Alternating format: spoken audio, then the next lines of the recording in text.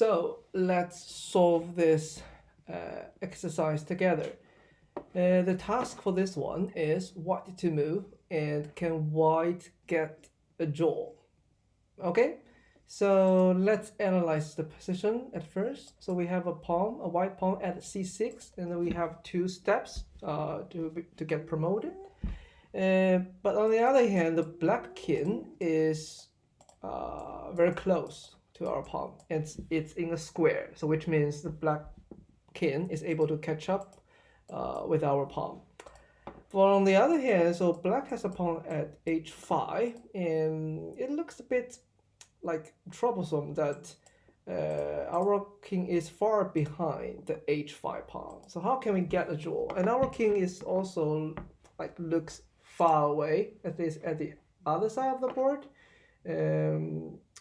like with our c6 pawn. So how can we get a draw?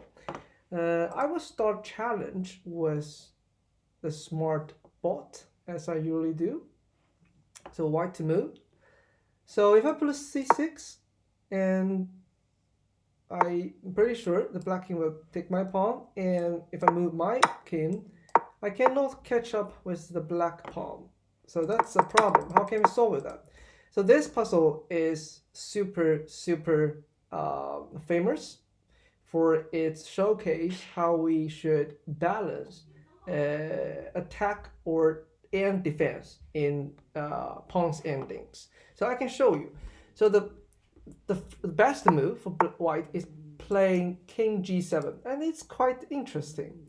So here black play king b6, and I can analyze if black play like, or maybe I can show you later. Let's move ahead. So king b6, then I move king to f6. Okay, so the pawn reaches to like h4 is still like ahead of me. Then I play king e5, so this is a critical move. So if the pawn reaches h3, I cannot like get to take the pawn in time, but I can move the pawn to d6 to protect my c6 pawn. h2, okay, then I move king to c7, black have a queen, and I have a queen. So this is how I can get a draw.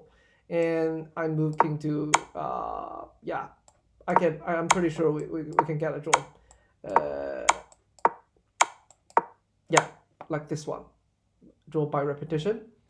But I'm pretty sure some of you might have the idea. So can black play some other move? So for example, not or instead of king b6, can black just play the pawn to h4? So in this case, I will move the king to f6, and the king getting closer. It's the same position, right?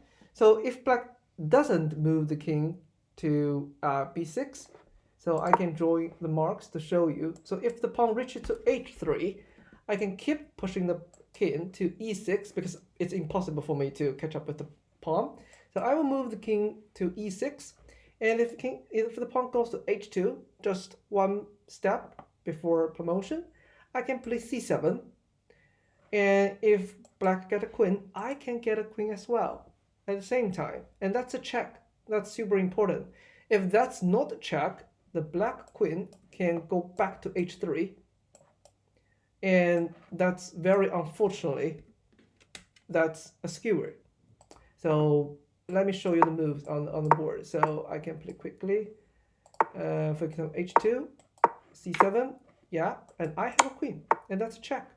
So black doesn't have time to make a skewer. It has to deal with the check first, and we will get a draw. So that's how we get a draw. And this is, once again, this is a very good example to show how we can, especially when the king moves to e5, we have two purpose. So yeah, king b yeah, so if the king goes to c7 or the king takes our pawn, we can move the king to g5, and then we can take this pawn.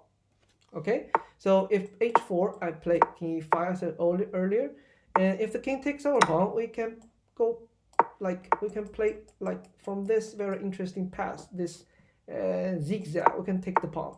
Okay, we can still get a draw. That's it.